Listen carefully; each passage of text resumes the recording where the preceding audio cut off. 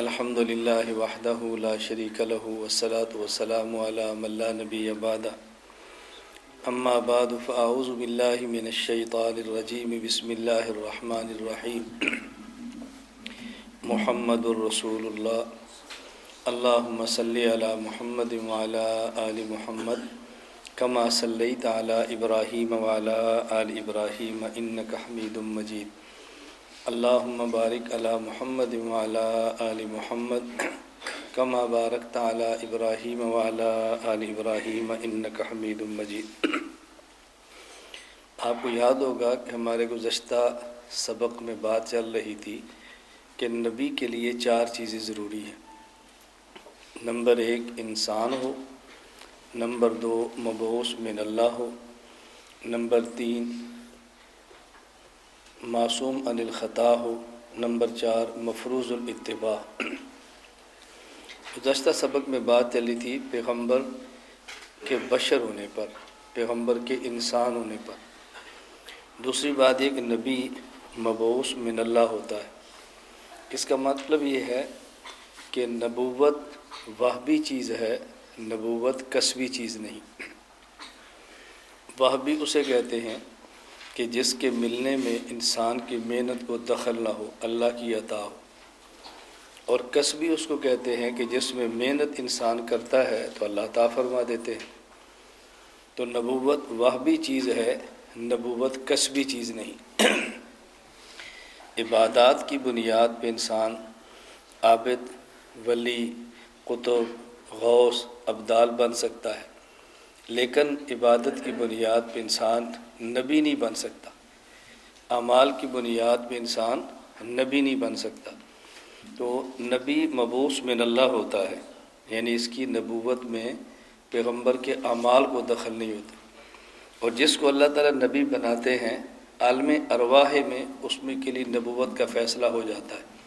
وَإِذْ أَخَذَ اللَّهُ مِنَ النَّبِيِّينَ مِيثَاقَهُمْ، اللہ رب العزت نے عالم ارواح میں ایک عہد عام ارواح سے لیا تھا اور ایک عہد صرف انبیاء کی ارواح سے لیا تھا۔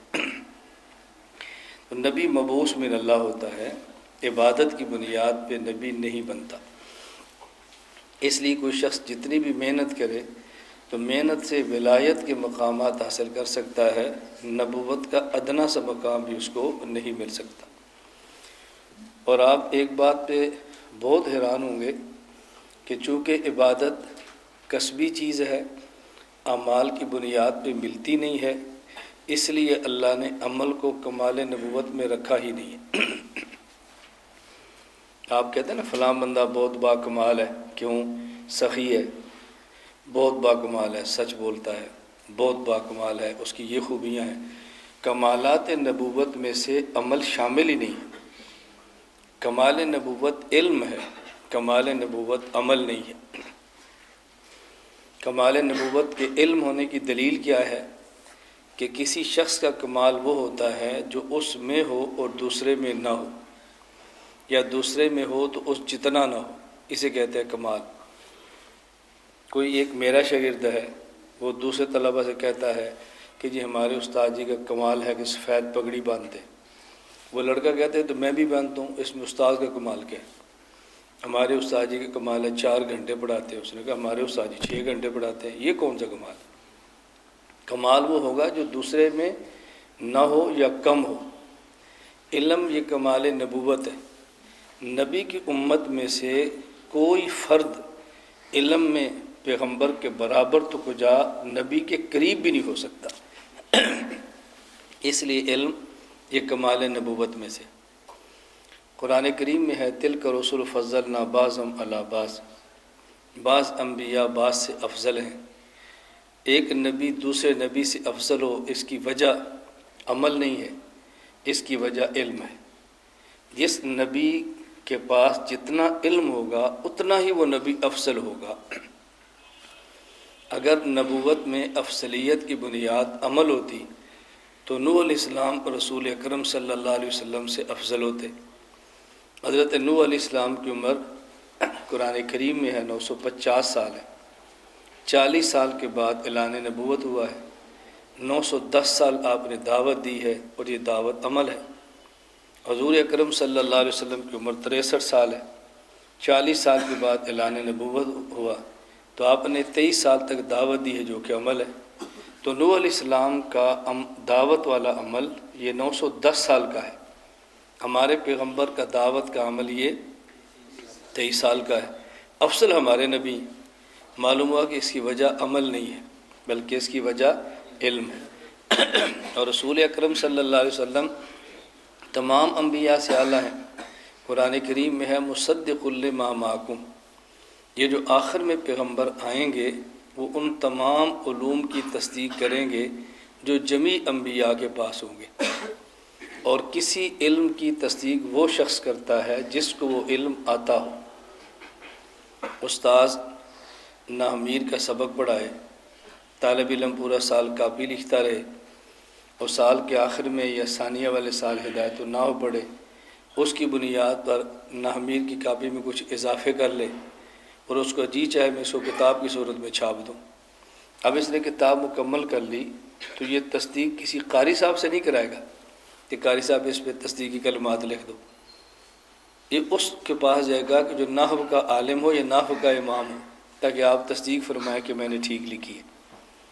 اس کی وجہ کیا ہے؟ مصدق وہ ہوتا ہے جو ان علوم کو جانتا ہو۔ رسول اکرم صلی اللہ علیہ وسلم جمیع علوم انبیاء کے مصدق ہیں۔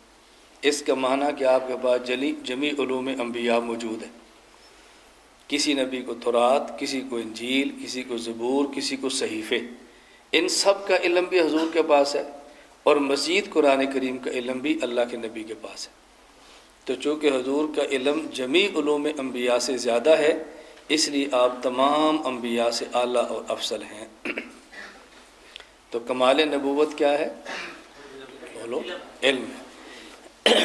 میں اس پہ کبھی مستقل گفتگو کروں گا، مستقل۔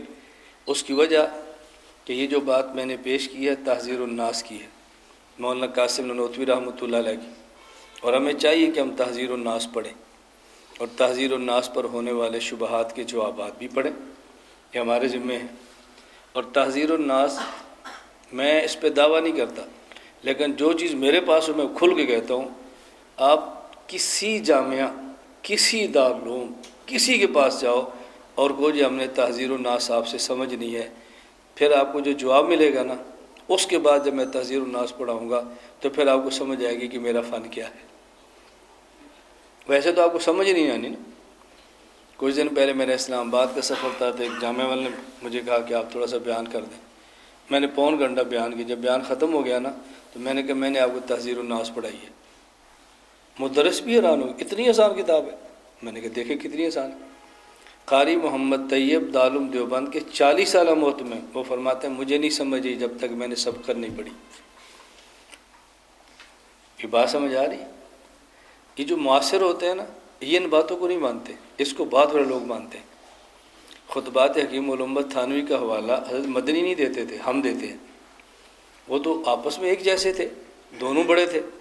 ہماری خطبات متکلم اسلام کا حوالہ میرے معاصر نہیں دیں گے، میری نسلیں دیں گے۔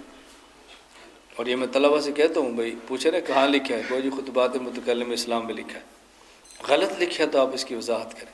خیر میں عرض کر رہا تھا کہ کمال نبوت یہ علم ہے، نبی مبعوث من اللہ ہوتا ہے۔ میں بعض باتیں درمیان میں کہتا رہتا ہوں اور میں چہرے بھی دیکھتا ہوں، بعض بہت خوش ہوتے ہیں اور بعض چہروں پر سلوٹیں آتی ہیں، اپنی باتیں کیوں کرتا ہے؟ تو میں تو کروں گا، میں نے تو کرنی ہے، اپنی کارگزاری پیش نہیں کروں گا تو میرے مرنے کے بعد آپ تلاش کرو گے تحذیر الناس کس سے پڑھیں۔ میں زندگی میں بتاؤں گا تو میرے پاس پڑھنے کے لیے آ جاؤ۔ اس میں حرج کی بات کیا ہے؟ میرا جو پہلے ارادہ تھا نا جس کتاب پر میں نے بات کرنی تھی، وہ یہ تھا کہ میں علم غیب کے مسئلے پر بات کروں اور حضرت تھانوی کی حفظ الایمان کا خلاصہ بیان کر کے ان پر ہونے والے اعتراض کا جواب دے دوں۔ اور میں نے فائل بھی منگوا لی، حفظ الایمان بھی رکھ لی۔ پھر میں نے سوچا کہ آج پڑھانا کیا ہے، تو مجھے یاد ہے کہ ہماری بات تو نبوت پہ چل رہی ہے، تو بعض طلباء کہیں گے جو بات درمیان میں رہ گئی ہے، چلو اس کو بعد میں رکھیں۔ انشاءاللہ العزیز یہ تسلسل کے ساتھ سبق چلتا رہا نا، اور آپ ایک سال تک پڑھتے رہے تو آپ کو محسوس ہوگا کہ آپ نے کیا پڑھا ہے، آپ کو اندازہ ہوگا کہ ہم نے پڑھا کیا ہے۔ اور میری بہت بڑی خواہش ہوتی ہے کہ میرے سبق کے اندر مدرس بیٹھے، طلبہ بھی ہوں، مدرسین بیٹھے، اور ان اسباق پر تھوڑی سی وہ توجہ دیں۔ اور اس کے بعد آہستہ آہستہ بات آگے چلائیں۔ اسی وجہ سے آج ہم نے ناغہ نہیں کیا۔ میں نے مولانا سے کہا ملتان سے میں سرگودا آ گیا ہوں، سرگودا سے فیصل آباد کیا مشکل ہے؟ ڈاکٹر نے منع کیا، ہماری شورا نے فیصلہ، مرکز شورا پوری بیٹھی، اور جتنے میرے پروگرام تھے میں نے تقریباً 19 مارچ تک سارے ختم کر دیے۔ فون کیے کہ میں نہیں آتا۔ بس آج میں نے ایک جگہ فون کیا، 8 مارچ پروگرام تھا، حضرت مولانا عبدالغفور صاحب ٹیکسلا والے، خواجہ صاحب رحمہ اللہ کے اجل خلفاء میں سے، ان کے بیٹے کو میں نے فون کیا کہ میرا آنا مشکل ہے، تو انہوں نے کہا ابا جی پر تو فالج گرا دماغ پر، وہ تو اب نہ بول سکتے ہیں نہ سن سکتے ہیں۔ جب پروگرام طے کیا تھا نا تو سب سے پہلے یہ کہا تھا کہ مولانا سے تاریخ لو، اب آپ کا دل کرتے آؤ، نہیں دل کرتا نہ ہو۔ میں نے کہا اچھا آپ اس کو برقرار رکھیں، میں شاید وہ بیان نہ کر سکوں جو آپ کے ذہن میں ہے، لیکن آپ اس کو برقرار رکھیں۔ اس نے کہا بس تم آ کر بیٹھ جاؤ، ہم خوش ہو گئے کہ آپ نے ابا جی کی خواہش کو پورا کر دیا۔ یہ جو میں درمیان میں واقعہ سناتا ہوں نا، یہ میں اپنی تعریفیں نہیں کرتا، یہ میں طلبہ کو سمجھاتا ہوں کہ دیوبندیت اکابر کے اعتماد اور اکابر کی بات ماننے کا نام۔ بس اصول توڑو لیکن بڑوں کو نہ چھوڑو۔ ہم اصولوں پر بڑوں کو چھوڑ دیتے ہیں، یہ بہت بڑی غلطی ہے ہماری۔ تو نبی مبعوث من اللہ ہے، عبادات کی بنیاد پہ نبوت نہیں ملتی، نبوت وہ بھی چیز ہے جسے اللہ تعالیٰ فرمائے اسے ہی ملتی ہے۔ توجہ رکھے ذرا، میں درمیان میں آپ کو روکتا رہتا ہوں، کوئی نہ کوئی بندہ ہے تو آپ پیچھے دیکھتے ہیں، اور اس پیچھے دیکھنے کی وجہ یہ نہیں ہے کہ آپ مجھے اچھا نہیں سمجھتے، بس یہ مزاج ہے۔ میں ناراض کیوں نہیں ہوتا؟ بس وقت ہم ناراض ہو جاتے ہیں، میں ناراض کیوں نہیں ہوتا؟ میں کہتا ہوں جب میں ادھر تھا تو میں ایسے کرتا تھا، اب میں ادھر ہوں تو آپ نے ایسے کرنا ہے۔ کذالک کنتم من قبل فمن اللہ علیکم، یہ اللہ نے صحابہ کو بات سمجھائی ہے کہ اپنا ماضی ذہن میں رکھو گے نا تو غصے ہونا چھوڑ دو گے۔ اپنا ماضی ذہن پہ ہو تو ناراضگی ختم ہو جاتی ہے۔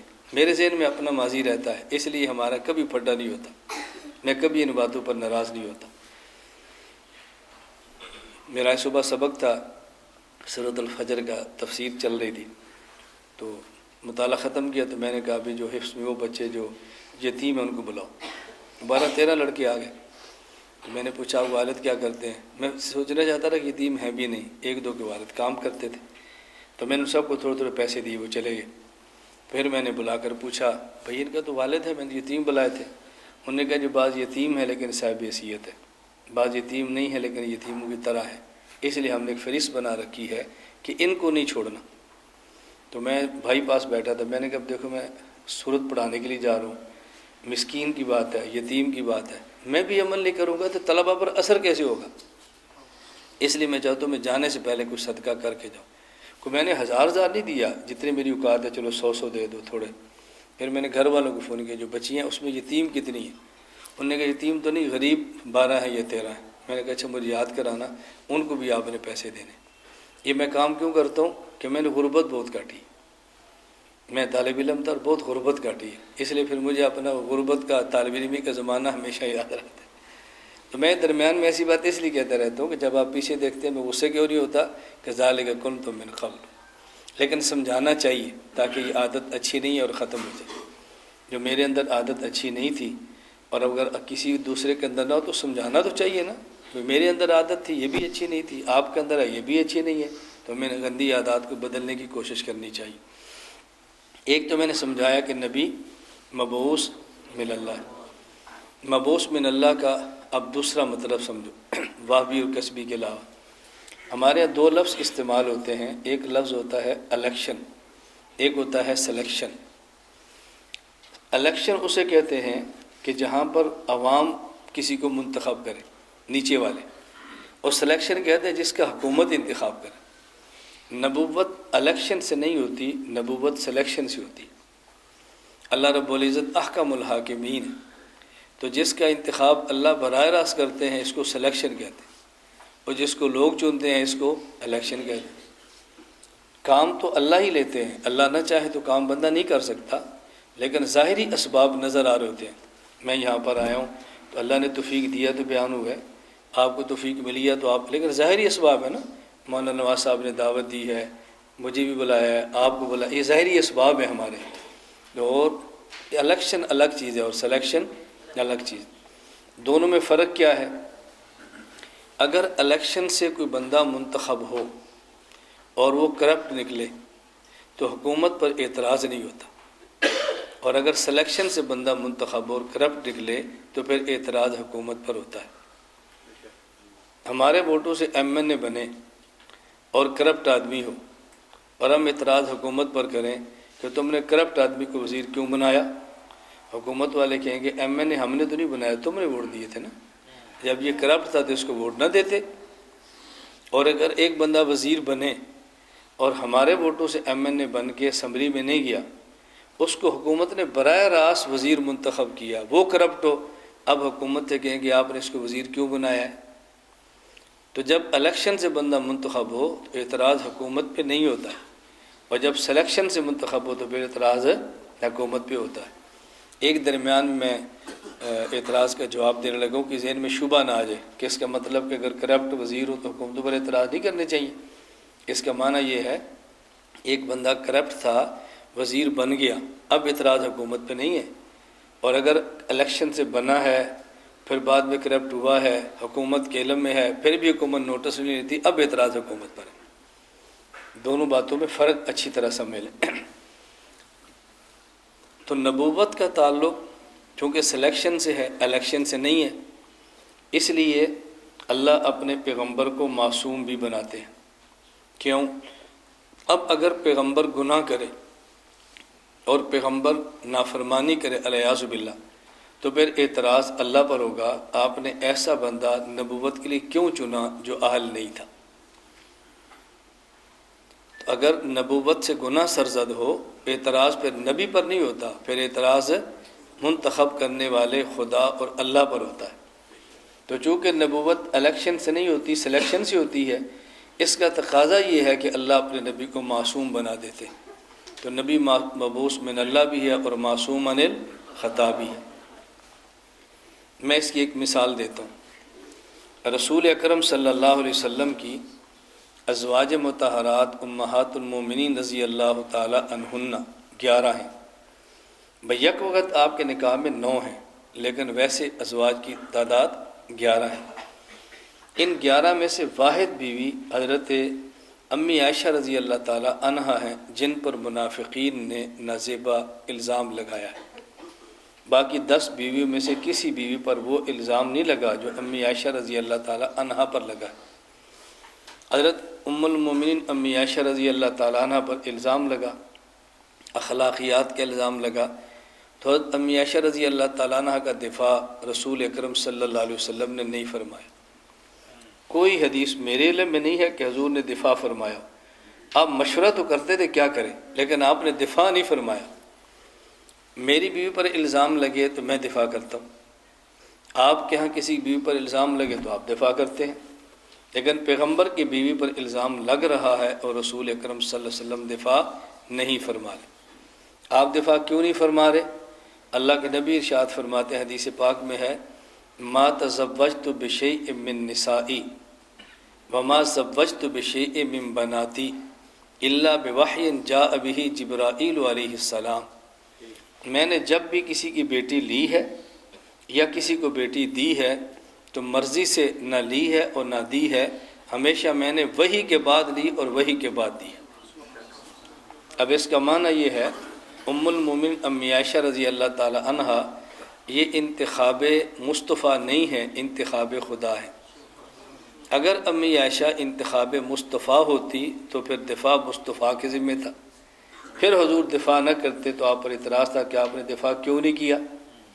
حضور کے ذمہ نہیں تھا، دفاع نہیں کیا، اللہ کا انتخاب تھی، اللہ نے دفاع فرمایا ہے۔ اگر اللہ بھی دفاع نہ فرماتے تو پھر اعتراض ہوتا کہ عائشہ کا دفاع تو کوئی بھی نہیں کر رہا۔ تو انتخاب مصطفیٰ ہوتی تو دفاع مصطفیٰ کے ذمے، چونکہ انتخاب خدا ہے تو دفاع بھی خدا کے ذمے، اور اللہ پاک نے دفاع فرمایا ہی نہیں بلکہ دفاع کا حق ادا فرما دیا۔ امی عائشہ رضی اللہ تعالیٰ عنہ کے حق میں 2 رکوع قرآن کریم کے اللہ اتار رہے ہیں، یہ چھوٹی بات تو نہیں ہے۔ تو میں صرف مثال دے کر سمجھا رہا تھا کہ اللہ پاک نبی کو معصوم کیوں بناتے ہیں، اس لیے کہ نبوت الیکشن سے نہیں ہوتی بلکہ نبوت سلیکشن سے ہوتی ہے۔ یہ بات ذہن میں آ گئی۔ تو نبی مبعوث من اللہ بھی ہیں اور نبی معصوم عن الخطا بھی۔ اچھا، چونکہ نبی مبعوث من اللہ ہیں اس لیے ممکن ہے کوئی ایسا نبی آپ کو مل جائے کہ جس کا کلمہ پڑھنے والا ایک بھی نہ ہو، ایسا نبی ملے جس کا کلمہ پڑھنے والا ایک بھی نہ ہو، اور ممکن ہے ایسا جھوٹا نبی مل جائے جس کے کلمے پڑھنے والے لاکھوں ہوں۔ اس بنیاد پر فیصلہ نہیں ہوتا کہ نبی سچا ہے یا جھوٹا ہے۔ کیوں؟ اگر تو نبوت الیکشن سے ہوتی نا، پھر تو ہوتا بھی چونکہ اتنے لوگوں نے کلمہ پڑھا ہے لہذا نبی مان لو، اور اس کا کوئی بھی نہیں پڑھتا لہذا نبی نہ مانو۔ چونکہ نبوت کا تعلق سلیکشن سے، اس لیے ایسے نبی ہوں گے کہ جس نبی کا ماننے والا ایک بھی نظر نہیں آئے گا قیامت کے دن، اور ایسے جھوٹے ہوں گے کہ جن کے ماننے والے دنیا میں لاکھوں ہوں گے، جیسے آج مرزا غلام احمد قادیانی ہے۔ تو اس لیے اس بنیاد پر دھوکہ نہیں کھانا کہ اس کا کوئی ماننے والا ہے یا ماننے والا نہیں ہے۔ نبی، توجہ رکھنا، چونکہ مبعوث من اللہ ہے، اس لیے اللہ تعالیٰ اپنے نبی کو دلیل بھی دیتے ہیں۔ اللہ نبوت بھی دیتے ہیں اور نبوت پر دلیل بھی دیتے ہیں۔ تمام انبیاء میں سے جس نبی نے دعوی نبوت کیا ہے، اگر انسانوں میں سے کسی نے اس کی مخالفت کی ہے تو اللہ اپنے پیغمبر کو دعوی نبوت پہ دلیل ضرور عطا فرماتے ہیں۔ ایسا نہیں ہوتا کہ دلیل نہ عطا فرمائے، اور اسی دلیل کا نام معجزہ ہوتا ہے۔ نبوت پہ آنے والی دلیل معجزہ، معجزہ کا معنی یہ ہوتا ہے کہ وہ پوری کائنات کے ہر فرد کو عاجز کرنے والی دلیل ہے، اس جیسی کسی کے پاس دلیل موجود نہیں ہوتی۔ حضور اکرم صلی اللہ علیہ وسلم افضل الانبیاء ہیں، توجہ رکھنا، اور یہ میں بتا چکا ہوں کہ کمال نبوت علم ہے، اور افضلیت کی وجہ بھی علم ہے۔ تو ہمارے پیغمبر چونکہ نبی اور تمام انبیاء سے افضل ہیں، اس لیے اللہ نے ہمارے پیغمبر کو عملی معجزات بھی دیے ہیں، اور سب سے بڑھ کر علمی معجزہ دیا ہے، چونکہ آپ کے افضل انبیاء ہونے کی وجہ علم ہے۔ اور وہ معجزہ کیا ہے؟ قرآن کریم اللہ نے عطا فرمایا ہے، اور یہ قرآن کریم اللہ کی طرف سے ہے، یہ کسی انسان کے اختیار میں نہیں ہے۔ اللہ رب العزت نے قرآن کریم کا معجزہ دیا، اور دلیل یہ کیا پیش فرمائی ہے کہ یہ قرآن کریم کو اگر تم نہیں مانتے، تم سمجھتے ہو کہ نبی خود گھڑتا ہے، یہ میرا کلام نہیں ہے، تو ایسا کرو تم اس قرآن کریم جیسا قرآن کریم لے آؤ، اور اگر تم نہ لا سکو تو 10 صورتیں لے آؤ، اگر نہ لا سکو تو پھر 1 صورت لے آؤ، اور تم 1 صورت بھی نہیں لا سکو گے فَإِن لَّمْ تَفْعَلُوا وَلَن تَفْعَلُوا، یہ تمہارے بس میں نہیں ہے کہ تم لا سکو، ایک بھی نہیں لاؤ۔ تو یہ جو قرآن کریم نے چیلنج کیا ہے کہ قرآن کریم جیسا تم قرآن نہیں لا سکتے، 10 صورتیں نہیں لا سکتے، 1 صورت بھی لا سکتے، اس چیلنج کا مفہوم کیا ہے؟ اس کو اچھی طرح سمجھ، اس کا مفہوم کیا ہے؟ قرآن کریم اللہ کی کتاب ہے، دلیل کیا ہے؟ اگر تم اس کو اللہ کی کتاب نہیں مانتے تو پھر اس جیسی کتاب لاؤ۔ اس کا مطلب کیا ہے؟ دنیا میں 2 قسم کی چیزیں ہیں۔ بعض چیزیں وہ ہیں کہ جن جیسی چیزیں انسان بنا سکتا ہے، اور بعض وہ ہیں کہ جن جیسی چیزیں انسان نہیں بنا سکتا۔ اب دیکھو میرے سر پہ پگڑی ہے، اس پگڑی جیسی کروڑوں پگڑیاں انسان بنا سکتا ہے، اور میرے سر جیسا کروڑ بندے مل کر بھی ایک سر نہیں بنا سکتے۔ یہ میرے ہاتھ میں گھڑی ہے، اس گھڑی جیسی گھڑیاں ایک انسان کروڑ بنا سکتا ہے، اور یہ میرا ہاتھ کروڑ انسان مل کر بھی اس ہاتھ جیسا ایک ہاتھ بھی نہیں بنا سکتے۔ تو چونکہ میری پگڑی جیسی ایک انسان 1 کروڑ پگڑیاں بنا سکتا ہے، یہ اس بات کی دلیل ہے کہ یہ پگڑی بھی انسان نے بنائی ہے۔ اور چونکہ ہمارے سر جیسا کروڑ بندہ مل کر بھی ایک سر نہیں بنا سکتا، اس کا معنی کہ یہ سر بھی انسان نے نہیں بنایا۔ ایک گھڑی جیسی ایک بندہ کروڑوں گھڑیاں بنا سکتا ہے، تو اس کا معنی کہ یہ گھڑی بھی انسان نے بنائی ہے۔ اور اس ہاتھ جیسا کروڑ انسان مل کر بھی ہاتھ نہیں بنا سکتے، اس کا معنی کہ یہ ہاتھ بھی انسان نے نہیں بنایا۔ تو یہ جو اللہ نے چیلنج دیا نا کہ یہ قرآن میرا قرآن ہے، دلیل کیا؟ اگر میرا نہیں تم اس جیسا بنا کر لاؤ، یہ ہے اس کا معنی۔ اگر اس جیسا بن جائے نا تو اس کا مطلب کیا ہے؟ یہ بھی انسان کا ہے، اور اگر اس جیسا کوئی نہ بنا سکے تو اس کا معنی کہ یہ بھی انسان کا بنا ہوا کلام نہیں۔ تو جب اللہ نبوت دیتے ہیں تو اپنے نبی کو دلیل نبوت بھی دیتے ہیں۔ پھر کسی موقع پر بے شک آپ اس کو لکھتے چلے جائیں، ادھار رکھ لیں، مناسب موقع پر اس میں بات آتی رہے گی۔ اس وقت قرآن کریم کا اعلان ہے وَمَن يَبْتَغِ غَيْرَ الْإِسْلَامِ دِينًا فَلَن يُقْبَلَ مِنْهُ، دین یہود بھی ہے، دین نصارہ بھی ہے، دین اسلام بھی ہے، لیکن اللہ کے قابل قبول صرف ایک دین ہے جو کہ دین اسلام۔ تو دین اسلام کے دین برحق ہونے کے دلائل کیا ہیں؟ یہ ذہن میں رکھنا، 4 چیزیں ایسی ہیں کہ جو دین اسلام کے باقی ادیان پر غالب آنے کی دلیل ہے، اور یہ ہماری کھلی گفتگو ہے پوری دنیا میں کہ کوئی بندہ اس پر بات کر سکتا ہے تو کرے۔ یہود کہتے ہیں ہمارے نبی کا کلمہ پڑھو، نصارہ کہتے ہیں ہمارے کا پڑھو، اور ہم کہتے ہیں ہمارے نبی کا پڑھو، ہمارے نبی کا کلمہ پڑھو، کسی کا نام اسلام ہے۔ تو یہ جو سارے بندے کہتے ہیں کہ ہمارے نبی کا، میں بات تو پھر کریں گے، اس پر ہم 4 باتیں کرتے ہیں، لیکن ایک بات خلاصہ ذہن میں رکھ لو صرف، وہ یہ چاروں کا میں اشارہ کر دیتا ہوں، کبھی زندگی وفا نہیں دیتی، پھر بندہ کہتا ہے اور بات تو رہ ہی گئی ہے۔ ہم کہتے ہیں کہ سارے لوگ اس نبی کا کلمہ پڑھیں جس کا اعلان ہو کہ میں سب کا نبی، اور وہ صرف ایک ہے۔ ہم موسیٰ علیہ السلام کلمہ پڑھ لیں اور قیامت سے لے کے ہماری سفارش کرو، وہ فرمائے میں نے تو نہیں کہا تھا میرا کلمہ پڑھو، تم نے کیوں پڑھا؟ فائدہ کیا ہوا؟ نمبر 1، ایسے نبی کا نام لو کہ جس کا اعلان ہو میں سب کا نبی، اور یہ کون ہے؟ حضور پاک صلی اللہ علیہ وسلم۔ نمبر 2، ایسے نبی کا کلمہ پڑھو کہ جس نبی کا اعلان ہو کہ میں آخری نبی ہوں، میرے بعد کسی اور نے نہیں آنا۔ یہ کون ہے؟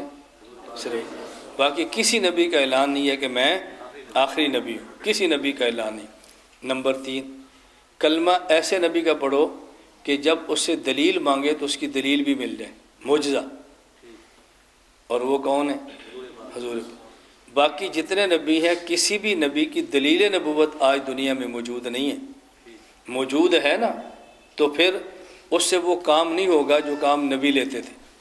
موسیٰ علیہ السلام کا عصا آج بھی موجود ہے، اور میں نے اپنی آنکھوں سے دیکھا ہے، ترکی میں نے دیکھا ہے موسیٰ علیہ السلام کا عصا کی میں نے زیارت کی، بالکل قریب سے ہم دیکھ کر آئے۔ لیکن اب موسیٰ علیہ السلام تو نہیں ہے نا کہ پھانگیں گے تو وہ دریا راستے دے جائے گا، اور ہمارے نبی کا معجزہ قرآن کریم آج بھی موجود ہے۔ نمبر 4، نبی کا کلمہ پڑھنے کا مطلب ہوتا ہے کہ نبی کی تعلیمات پر عمل کریں۔ کسی ایسے نبی کا نام لو جس کی تعلیمات آج بھی محفوظ ہوں، وہ صرف ایک نبی حضرت محمد مصطفیٰ صلی اللہ علیہ وسلم۔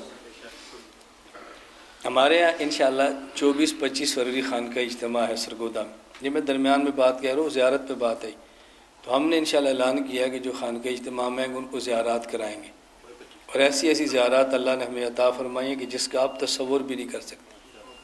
میں جب ہسپتال سے گھر پہنچا ہوں تو سب سے پہلا جو مجھے ہدیہ ملا ہے وہ 1 میٹر لمبا اور 1 میٹر چوڑا غلاف کعبہ ہے، 1 میٹر لمبا اور 1 میٹر چوڑا، اور جس نے دیا اس نے مجھے کہا تھا میں آپ کو ایسا غلاف کعبہ دوں گا کہ جس میں ایک لفظ کٹا ہوا نہیں ہوگا، لا الہ الا اللہ محمد رسول اللہ 2 مرتبہ مکمل لکھا ہو، سبحان اللہ بحمدی سبحان اللہ العظیم 2 مرتبہ مکمل لکھا ہو، یا حنان یا منان مکمل لکھا ہو، اور یا اللہ 2 مرتبہ مکمل لکھا ہو دیا۔ ایک اور بزرگ ہیں انہوں نے مجھے غلاف کعبہ دیا، وہ اس کے علاوہ فٹ بائی فٹ کا ٹکڑا ہے، اور ایک نے مجھے کہا کہ آپ 27 رمضان کا جلسہ دو، ہم اتنا بڑا غلاف کعبہ دیں گے کہ آپ حیران ہو جائیں گے۔ تاریخوں پر تاریخ دو، ہم غلاف کعبہ دیتے۔ میری عادت ہے میں رمضان میں جلسوں پہ نہیں جاتا۔ اس رمضان میں ایک مولانا صاحب نے کہا کہ ہمیں رمضان کا بیان دو، میں نے کہا بھی ہمارا ایمان کمزور ہے، ہم تو رمضان میں مخلوق سے مانگتے ہیں، چندہ مانگتے ہیں، مولوی لوگ ہیں نا، اب تمہیں سمجھ آ گئی کہ ہمارا ایمان کمزور ہے، ہم تو رمضان میں مخلوق سے مانگتے ہیں۔ مجھے کہتے ہیں مولانا صاحب تاریخ دو، 1 لاکھ روپے بیان کر دوں گا، باقی اس کے علاوہ اپیل کریں گے۔ میں نے کہا میں نے آپ سے مذاق کیا، میں تو آج پر تک کبھی جلسے پر پیسے مانگتا ہی نہیں ہوں، یہ تو میں مذاق کر رہا ہوں۔ تو ہمیں انشاءاللہ ساتھی سے کہا، اور یہ ایسے بندے نے ہدیہ مجھے، میں یہ اس لیے روتا ہوں کہ پتہ نہیں آپ کے دماغ میں کیوں بیٹھا ہوا ہے کہ حق کو بیان کرنے سے مقبولیت ختم ہو جاتی ہے، یہ کیوں آپ کے دماغ میں بیٹھا ہوا ہے؟ ایک ایسے بندے نے دیا جس کو میں جانتا ہی نہیں۔ مسجد نبوی میں بیٹھا تھا، اسی جنوری میں مجھے ملنے کے لیے کہا جی مجھے کسی نے آپ کا تعارف کرایا ہے، تو میں نے کہا فرمائیں، کہا یہ میں آپ کو تسبیح دیتا ہوں، یہ تسبیح مدینہ پاک کی جو روضہ مبارک ہے، روضہ مبارک کی جو اندر کی دیوار ہے، یہ وہاں مس کر کے لائے ہیں، یہ آپ ہدیہ پہلا قبول کریں، اور 1 میٹر کا غلاف کعبہ پہنچ جائے گا، پھر انشاءاللہ آپ کے اجتماع پر روزہ مبارک کی اندر کی چادریں جو وہاں جا کر بھی نظر نہیں آتی، میں اس کے ٹکڑے لے کر آؤں گا۔ ان کو شور بھی بتائیں، اللہ کرے حالات ایسے موافق ہوں، کبھی عذر ہو جاتا ہے، کبھی سفر ہوتا ہے۔ میں نے آج تک اس بندے کا گھر بھی نہیں دیکھا، گھر کہاں پر میں نے نہیں دیکھا۔ میں یہ واقعہ درمیان میں اس لیے لاتا ہوں، یہ بھول جاؤ کہ حق بیان کرنے پر لوگوں میں محبت نہیں ہوتی، اللہ کی قسم یہ باتیں بھول جاؤ۔ بات سمجھ آ رہی ہے؟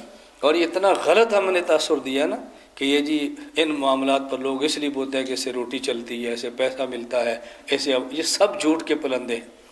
حق کو بیان کریں، اللہ کی مدد آپ دیکھیں کیسے آپ کا ساتھ دیتی ہے۔ خیر میں عرض کر رہا تھا کہ نبی مبعوث من اللہ ہے اور نبی معصوم عن الخطا ہے۔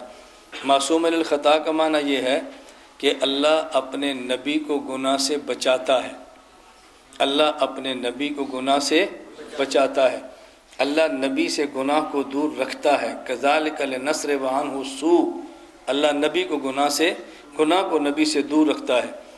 معصوم کا معنی یہ نہیں ہے کہ نبی گناہ سے بچتا ہے، معصوم اس میں مفعول ہے جس کا معنی یہ ہے اللہ نبی کو گناہوں سے بچاتے ہیں۔ کیوں؟ توجہ رکھنا، اگر نبوت وہبی چیز نہ ہوتی، کسبی ہوتی، نبی اعلان نبوت خود کرتا تو گناہوں سے خود بچتا۔ نبی اپنے سر پہ تاج نبوت خود سجاتا تو نبی خود گناہوں سے بچتا، کیونکہ نبوت وہبی چیز ہے، جو اللہ نبی کے سر پہ تاج نبوت سجاتا ہے وہی اللہ اپنے نبی کو گناہوں سے بچاتا ہے۔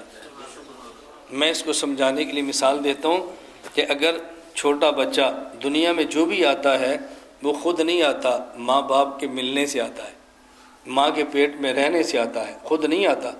لہٰذا اگر چھوٹا بچہ ہو اور سردی میں ننگے پاؤں باہر نکل جائے تو بچے پر ملامت کوئی نہیں کرتا، ماں پہ ملامت کرتے ہیں، تینوں جمن دا شوق سی، اس کو سنبھالتی کیوں نہیں؟ بچے پر نہیں، ماں پر۔ کیوں؟ بچہ آیا نہیں ہے، ماں نے جنا ہے۔ اسی طرح اللہ نبی کے سر پہ تاج نبوت سجاتا ہے۔ اگر نبی سے گناہ ہو جاتا تو لوگ نبی کو تانا نہ دیتے، اللہ کی ذات کو متون کرتے کہ نبوت دی ہے تو ان کی حفاظت کیوں نہیں کرتے؟ اس لیے نبی معصوم عن الخطا ہوتا ہے۔ تو نبی مبعوث من اللہ بھی ہے اور معصوم عن الخطا بھی ہے۔ معصوم عن الخطا یہ مبعوث من اللہ کو لازم ہے، اس کے بغیر آگے کام چلتا ہی نہیں ہے۔ نبی معصوم عن الخطا کیوں ہوتا ہے؟ ذرا توجہ رکھنا۔ اللہ رب العزت انسان کو دو چیزوں سے پیدا فرماتے ہیں۔ وَلَقَدْ خَلَقْنَا الْإِنسَانَ مِنْ صَلْصَالٍ مِّنْ حَمَإٍ مَّسْنُونٍ، نمبر 1 مٹی، نمبر 2 فَإِذَا سَوَّيْتُهُ وَنَفَخْتُ فِيهِ مِن رُوحِي، اللہ بندے کے اندر روح کو ڈالتے ہیں۔ تو ایک بدن جو مٹی سے بنتا ہے اور ایک روح جو عالم امر آسمان سے آتی ہے۔ تو چونکہ انسان دو چیزوں کا نام ہے، اس لیے مٹی کا جو بدن ہے اس کو غذا چاہیے، اور اگر بیمار ہو تو دوا چاہیے۔ یہ بدن چونکہ مٹی سے بنا ہے تو اس کی غذا اور دوا دونوں اللہ مٹی سے بناتے ہیں، اور روح آسمان سے آتی ہے عالم امر سے، اس لیے اگر روح کو دوا غذا بھی چاہیے، بیمار ہو تو دوا بھی چاہیے، تو روح آسمانی چیز ہے، اس روح کی خوراک بھی آسمان سے آتی ہے جو کہ وہی ہے۔ اگر یہ بدن بیمار ہو جائے تو اس کو ڈاکٹر چاہیے، اس کے ڈاکٹر کو حکیم اور طبیب کہتے ہیں، اس کو طبیب چاہیے جس کو ڈاکٹر اور حکیم کہتے ہیں۔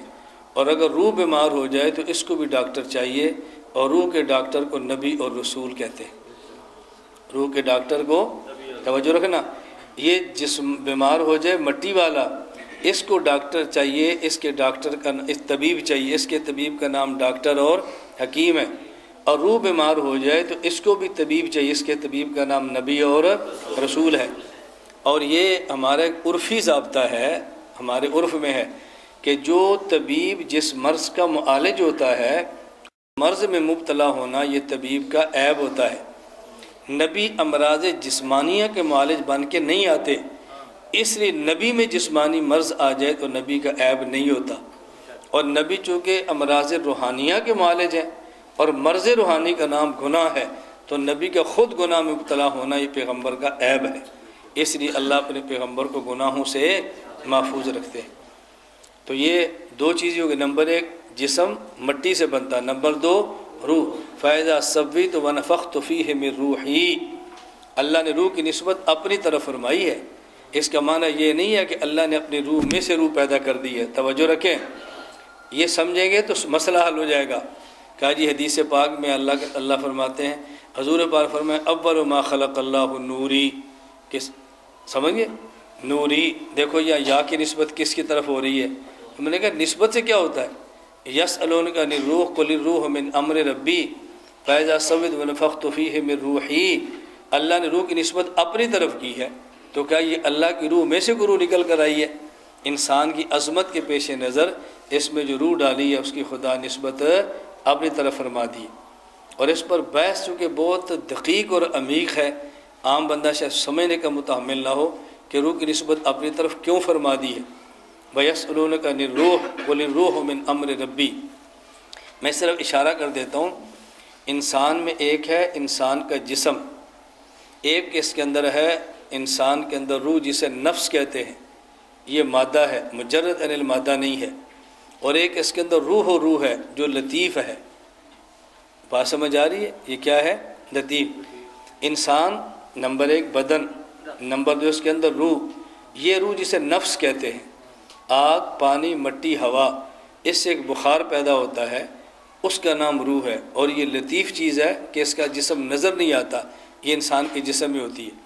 اور ایک روح ہے، یہ عرش سے بالا ہوتی ہے، اور یہ بالکل لطیف اتنی ہے کہ اس تک پہنچنا مشکل ہوتا ہے، اور اس جو عرش کے اوپر روح ہے، اس کا عکس اس روح پر پڑتا ہے جو انسان کے جسم کے اندر ہے، اور یہ وہاں سے اثرات لے کر پورے بدن سے بواسطہ قلب منتقل کرتی ہے، جس سے انسان کو حیات ملتی ہے۔ اور جب اس روح جسے نفس کہتے ہیں روح سے رابطہ ختم ہوتا ہے تو انسان پہ موت آ جاتی ہے۔ تو انسان کے اندر ایک ہے روح، اور روح کو کہتے ہیں نفس، اور روح یہ وہ روح ہے جو عرش سے بھی بالا اور لطیف چیز ہوتی ہے۔ یہ کہتے ہیں وَيَسْأَلُونَكَ عَنِ الرُّوحِ قُلِ الرُّوحُ مِنْ أَمْرِ رَبِّي، یہ جو روح انسان کے اندر ہے جسے نفس کہتے ہیں، یہ عالم خلق کی چیز ہے، اور وہ روح جو عرش کے بھی اوپر ہے یہ عالم امر کی چیز ہے۔ اللہ جب فرماتے ہیں نا فَإِذَا سَوَّيْتُ وَنَفَخْتُ فِيهِ مِن رُوحِي، نسبت کیوں کی ہے؟ اس کا تعلق عالم امر سے ہوتا ہے، عالم خلق سے نہیں ہوتا۔ اب یہ چونکہ ہماری صوفیاء کی بحث ہوتی ہے نا، ہمیں تصوف سے غرض نہیں، اس لیے باتیں سمجھ بھی نہیں آتی۔ حضرت اکاڑوی رحمۃ اللہ فرماتے تھے کوئی شخص اس وقت تک عقائد کا مناظر بن ہی نہیں سکتا جب تک اس کو طریقت سے تعلق نہ ہو۔ جب تک یہ ذوق نہ بنے تب تک آدمی ذوقی بات کو سمجھا سکتا ہی نہیں۔ اب دیکھیں نا، میں نے روح پر تھوڑی سی بات کی ہے نا، اور آپ کے لیے اس کو سمجھنا مشکل ہو گیا ہے، موضوع خشک ہو گیا ہے۔ اگر آپ طلبہ اس کو سمجھنا چاہیں تو آپ تفسیر مزری اٹھا کے دیکھیں، نمبر 1 سورۃ الحجر آیت نمبر 27، اس کو وہاں پہ پڑھیں، سورۃ النازعات میں پڑھیں، وہاں آپ کو یہ بحث مل جائے گی۔ حضرت نے روح کے اوپر بات کی ہے، یا ایت النفس المطمئنہ، اس کے نیچے کچھ بحث ملے گی۔ آپ یہاں دیکھیں حضرت قاضی ثناء اللہ صاحب نے 3 مقامات پر روح پر بڑی عجیب بات فرمائی ہے۔ خیر اللہ میں اپنے اکابر کے علوم کی قدر کی توفیق عطا فرمائے۔ تو نبی مبعوث من اللہ ہے، اور نبی معصوم عن الخطا ہے۔ معصوم عن الخطا ہونے پر میں نے ایک ہی عقلی دلیل پیش کی ہے، اب دوسری عقلی دلیل سے نہیں، معصوم عن الخطا ہے۔ اس کی وجہ یہ ہے کہ پیغمبر اللہ اور مخلوق کے درمیان واسطہ ہوتے ہیں، اللہ تک پہنچنے کا پیغمبر کے علاوہ کوئی راستہ نہیں ہوتا۔ پہنچنے کا معنی احکام، ایک ہے صرف توحید، وہ تو نبی نہ ہو تب بھی اللہ کی توحید پر ایمان لانا ضروری ہوتا ہے۔ ایک ہوتا ہے اطاعت خداوندی کہ احکام الہیہ پر عمل کرنا، یہ مخلوق اور خالق کے درمیان نبی واسطہ ہوتا ہے۔ اگر وہ واسطہ ہی کمزور پڑ جائے یا اس واسطے کے اندر غلطیاں آ جائیں تو بتائیں احکام خداوندی امت کو ملیں گے کیسے؟ اس واسطے کا معصوم ہونا ضروری ہے تاکہ احکام خداوندی جو مخلوق کو مل رہے ہیں اس کے اندر کسی بھی قسم کی گڑبڑ نہ ہو۔ اور تیسری دلیل کی ذہن نشین فرما لیں، امت کا اجماع ہے کہ انبیاء ملائکہ سے افضل ہیں، تو انبیاء افضل اور ملائکہ مفضول، تو جب ملائکہ معصوم ہیں تو نبی جو ملائکہ سے افضل ہے بطریق اولا معصوم ہے۔ اس لیے ہم پیغمبر کی ذات کو معصوم مانتے ہیں، تو نبی مبعوث بھی ہے اور نبی معصوم بھی ہے۔ میں نے آج کی مجلس میں صرف عصمت پر تھوڑے سے دلائل پیش کیے ہیں کہ ہمارا ذہن بن جائے کہ نبی معصوم ہوتا ہے، اللہ چھوٹے اور بڑے ہر قسم کے گناہ سے نبی کو معصوم رکھتے ہیں۔ اس پر ہیں آیات، وہ آپ کو آرام سے مل جائیں گی، اس پر ہیں احادیث کو آرام سے مل جائے گی۔ ہمارے پاس فائل آپ یہ منگوا لیں، کسی مدرسے سے لے لیں، اساتذہ آپ کو آیات حدیث دے دیں۔ میں کوشش کرتا ہوں 1 گھنٹے میں نفس مسئلہ سمجھاؤں اور اس پر ہونے والے شبہات کا رد کریں۔ بس صرف آپ دلیل دیں گے نا، پھر اعتراض بہت ہوگا۔ اب ہم شبہات کو نہیں چھیڑ رہے۔ ہماری جو آئندہ مجلس ہوگی وہ ذرا تاخیر سے ہوگی، چونکہ 21 مارچ کو انشاءاللہ 21 مارچ کو یہاں کا سالانہ جلسہ ہے، تو اس میں تو ظاہر یہ بات نہیں ہونی۔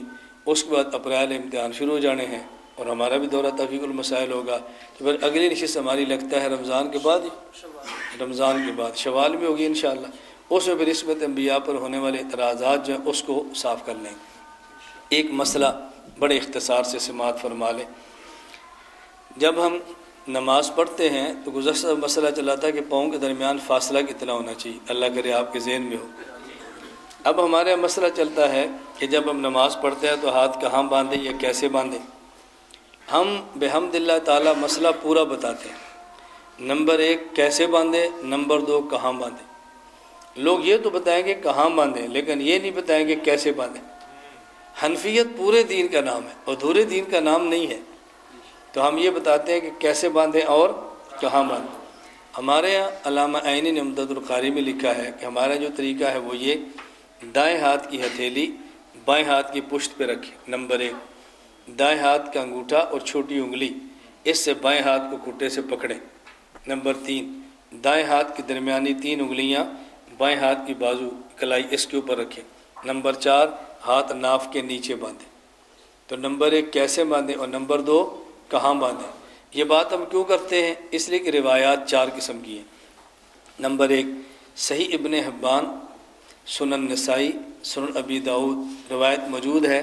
حضرت وائل بن حجر رضی اللہ عنہ فرماتے ہیں لَأَنظُرَنَّ إِلَىٰ رَسُولِ اللَّهِ صلی اللہ علیہ وسلم کیف یصلی، میں بڑی توجہ سے دیکھتا کہ حضور پاک نماز کیسے پڑھتے ہیں، تو میں نے آپ کو نماز پڑھتے دیکھا۔ فَنَظَرْتُ إِلَيْهِ قَامَ، آپ کھڑے ہوئے، فَكَبَّرَ، آپ نے اللہ اکبر فرمایا، وَرَفَعَ يَدَيْهِ، اپنے ہاتھ اٹھائے، حَتَّىٰ حَاذَتَا أُذُنَيْهِ، کانوں کے برابر اٹھائے۔ اس کے بعد ثُمَّ وَضَعَ يَدَهُ الْيُمْنَىٰ عَلَىٰ ظَهْرِ كَفِّهِ الْيُسْرَىٰ، پھر آپ نے دائیں ہاتھ کی ہتھیلی کو بائیں ہاتھ کی پشت پہ رکھا۔ دائیں ہاتھ کی ہتھیلی کو بائیں ہاتھ کی پشت پہ رکھا، نمبر 1۔ نمبر 2 یہ روایت سے ابن حبان میں ہے۔ حضرت عبداللہ بن عباس رضی اللہ عنہ فرماتے ہیں کہ رسول اکرم صلی اللہ علیہ وسلم نے فرمایا انا معاشر الانبیاء، ہم انبیاء ہیں، یعنی جیسے اور نبی تھے میں بھی نبی ہوں، اور ہم نبی کیا کرتے ہیں، امرنا، ہمیں اللہ نے حکم دیا ہے، ان نؤخر سحورنا، نمبر 1 سحری ذرا دیر سے کریں، ونعجل فطرنا، اور افطاری وقت پہ کریں۔ جلدی کا معنی یہ نہیں کہ سورج غروب ہونے سے پہلے شروع کر دیں مطلب جب سورج غروب ہو جائے تو پھر جلدی کریں۔ نمبر 3 وَأَن نُمْسِكَ بِأَيْمَانِنَا عَلَىٰ شَمَائِلِنَا فِي صَلَاتِنَا، ہم دائیں ہاتھ سے اپنے بائیں ہاتھ کو پکڑیں، دائیں ہاتھ سے بائیں ہاتھ کو پکڑیں۔ نمبر 3 صحیح بخاری میں روایت موجود ہے، سہل بن سعد رضی اللہ عنہ فرماتے ہیں کان الناس یؤمرون ان یضع الرجل الید الیمنى علی ذراع الیسری فی الصلاۃ، کہ ہمارے ہاں حکم دیا جاتا تھا کہ اس بات کا اہتمام کریں کہ دائیں ہاتھ کو یا بائیں ہاتھ کی جو کلائی ہے اس کے اوپر رکھیں۔ 3 روایتیں۔ نمبر 4 یہ مصنف ابن ابی شیبہ، امام بخاری کے استاد ہیں ابو بکر ابن ابی شیبہ، یہ ان کی کتاب ہے۔ وائل بن حجر رضی اللہ عنہ فرماتے ہیں رأیت النبی صلی اللہ علیہ وسلم، میں نے نبی پاک کو دیکھا، وضع یمینہ علی شمالی فی الصلاۃ تحت سرہ، آپ نے دائیں ہاتھ کو بائیں ہاتھ پہ نماز میں ناف کے نیچے رکھا۔ 4 روایتیں ہو گئیں۔ نمبر 1 دائیں ہتھیلی کو بائیں بازو کی پشت پر، نمبر 2 دائیں ہاتھ سے بائیں ہاتھ کو پکڑنا، نمبر 3 دائیں ہاتھ کو بائیں کلائی پر رکھنا، اور نمبر 4 اس کو ناف کے نیچے رکھنا۔ اب امام صاحب نے 4 روایتوں کو جمع کیا ہے کہ دائیں ہاتھ کو بائیں ہاتھ پہ رکھتے ہیں، انگوٹھا اور چھوٹی انگلی دائیں ہاتھ کے سے بائیں ہاتھ کو پکڑ لیتے ہیں، یہ درمیان کی 3 انگلیاں بائیں ہاتھ کی کلائی پہ رکھتے ہیں اور ناف کے نیچے ہاتھ کو باندھ لیتے ہیں۔ اب دیکھو لوگ ایک روایت بتا رہے ہیں اور ہمارے امام 4 روایتیں بتا رہے ہیں۔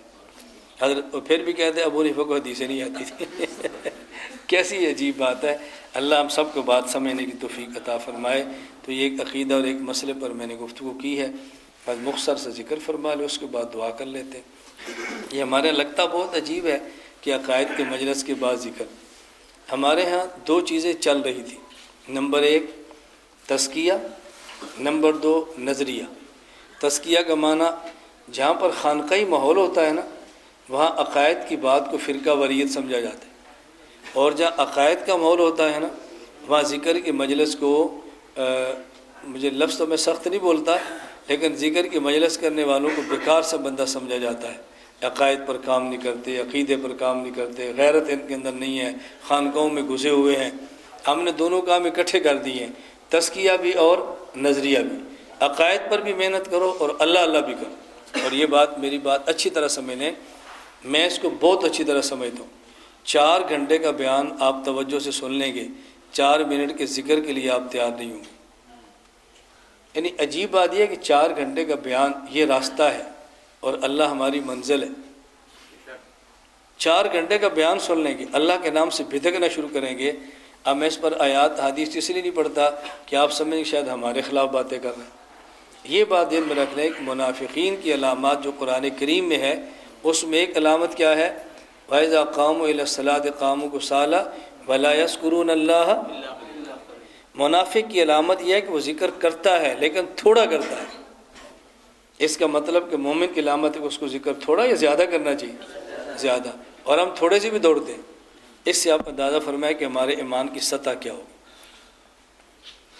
ہمارے یہاں اللہ کا بڑا شکر ہے، بڑا شکر ہے۔ کبھی آپ دورہ تحقیق المسائل میں آئیں گے تو آپ دیکھیں گے ہمارے یہاں معمول کے مطابق فجر کی نماز کا ذکر بالجار بھی ہوتا ہے، پھر سورہ یاسین بھی ہوتی ہے، پھر اشراق تک مسجد میں بیٹھ کے تلاوت بھی ہوتی ہے۔ تمام اساتذہ اور تمام طلبہ ہمارے یہاں معمول ہے۔ اور یہ جو ہمارا کام شروع ہوا ہے نا، میں اب موقع نہیں میں اس پر باتیں شروع کر دوں۔ یہ جو بہت سے لوگوں کا ذہن ہوتا ہے نا کہ جی عقائد پر کام کیا ہے اور یہ کیوں نہیں اس کو ہوتا، کچھ کیوں نہیں ہوتا، فلاں سے ملے ہیں فلاں سے۔ اصل میں ہم اللہ کے نام کی طاقت کے قائل ہی نہیں ہیں۔ اللہ کے نام کی طاقت کتنی ہے، اس سے حفاظت کتنی ہوتی ہے، یہ بات میں کیسے آپ کی خدمت میں عرض کروں۔ اس لیے میں آپ سے گزارش کروں گا کہ آپ میں سے وہ حضرات جو مستقل عقائد پر کام کرنا چاہتے ہیں، ان کو مناظر بعد میں بننا چاہیے، ذاکر پہلے بننا چاہیے۔ اور میری یہ بات آپ کے لیے شاید بہت قابل تعجب ہوگی کہ میں نے مناظرہ زندگی میں کسی سے نہیں پڑھا، اور خانقاہ کا چلہ میں نے پورا اپنے شیخ کے پاس لگایا ہے۔ خانقاہی کورس ہم نے کیا ہے، باقی کچھ بھی نہیں کیا۔ اللہ ہم سب کو توفیق عطا فرمائے۔ تو تھوڑا سا ذکر فرما لیں۔ ہمارے یہاں تو چشتیہ سلسلے میں 12 تسبیحات ہوتی ہیں، اور مختصر سے ذکر فرما لیں، لا الہ الا اللہ تھوڑا سا، اور اسے کہتے ہیں ذکر نفی و اثبات، لا الہ الا اللہ۔ پھر ذکر ہوتا ہے ذکر اثبات، الا اللہ الا اللہ، اور پھر ذکر ہوتا ہے اس میں ذات 2 ضربی، اللہ اللہ اللہ اللہ اللہ اللہ، اور پھر ذکر اس میں ذات 1 ضربی، اللہ اللہ۔ ضرب کا معنی جھٹکا ہوتا ہے، اللہ اللہ۔ میں کل، شاید آج کی بات ہے کل میں سبق پڑھا رہا تھا قرآن کریم میں، قد افلح من تزکا، آگے وذکر اسم ربہ یا وذکر ربہ، وذکر اسم ربہ۔ میں طلبہ کو، علماء کو سمجھا رہا تھا، میں نے کہا جب ہم کہتے ہیں نا بھئی اللہ کا نام لو، اللہ اللہ، کہتے ہیں کہاں سے ثابت ہے؟ آیت پیش کرو، حدیث پیش کرو۔ تو میں کہتا ہوں بھئی ہمارے بزرگ کرتے ہیں۔ بزرگ کیا ہوتے ہیں؟ آیت پیش کرو، حدیث، توجہ رکھنا ذرا۔ میں نے کہا لو آیت آ گئی، وذکر اسم ربہ، وہ شخص کامیاب ہو جس نے اپنی اصلاح کی اور اس نے اللہ کو یاد کیا یا اللہ کا نام لیا؟ اللہ کا نام لیا۔ میں نے کہا اللہ کا نام کیا ہے؟ اللہ۔ میں نے کہا ثابت ہو گیا۔ اس کے تحت کس نے لکھا ہے؟ میں نے کہا پھر بزرگ آ گئے۔ نہیں، اس آیت سے کس نے استدلال کیا ہے؟ میں نے کہا وہ تو بزرگ ہی ہوں گے نا۔ جب ہم نے کہا بزرگ کرتے ہیں تو کہتے ہیں آیت پیش کرو، اور جب میں نے آیت پیش کی تو اب بزرگ پیش کرو، کہ ایک جگہ پر کھڑے ہو جاؤ نا۔ اس لیے میں کہتا ہوں اللہ کے نام کے ذکر پر ہمارے پاس بزرگ بھی ہیں، قرآن بھی ہے۔ بات سمجھ آ گئی؟ اور اس استدلال مفسرین کا ہے، وہ تو پھر ہم پیش کرتے ہیں، وہ بات کا مسئلہ ہے۔ میں ملیشیا میں تھا تو انہوں نے کہا یہاں بہت ادھم مچا ہوا ہے کہ اس میں ذات کہاں سے ثابت ہے، ذکر کہاں سے ثابت ہے۔ میں نے کہا بھی تو قرآن کریم سے بھی ثابت ہے، احادیث سے بھی ثابت ہے، اس میں تو الجھن کی بات نہیں۔ یہ 2 بار اللہ اللہ کہتے ہیں، یہ کہاں سے ثابت ہے؟